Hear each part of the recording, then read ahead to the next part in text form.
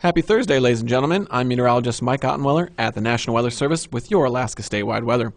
Looking at the weather map this afternoon, there is a front approaching the west coast of Alaska, bringing plenty of moist southerly flow up against the west coast of the state, and thus we expect plenty of snow. Snow has started falling along the Seward Peninsula and just north of Kuskokwim Bay, there along the YK Delta, and some blowing snow conditions also starting to get going as colder air from the mainland starts to push out towards the open water there and towards that front.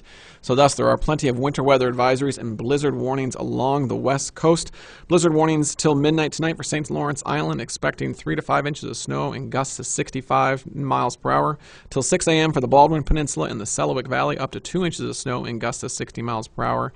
And till 6 a.m. for the Chukchi Coast and the western Arctic coast, up to 2 inches of snow and winds gusting 70 to 75 miles an hour west, mainly west of Point Lay. Winter weather advisories tonight also for the central Beaufort Sea Coast and the eastern Beaufort Sea Coast for gusts to 40 miles per hour and blowing snow.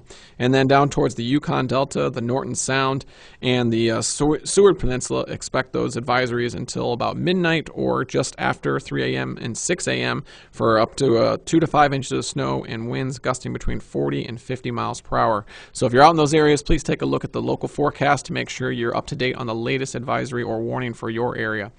As we look towards the tonight period, that front starts to slide inland just a little bit, and that's why we have that blowing snow and some of those blizzard warnings. As we look towards south central and southeast Alaska, things start to quiet down for south central, but southeast, you can expect those high winds to continue through the Juneau and Douglas area with gusts 60 to 65 miles per hour until about 11 p.m. tonight. Also, a wind chill advisory in effect for the Klondike Highway with lows getting down to about minus 30 degrees overnight until about 9 a.m. on Friday morning.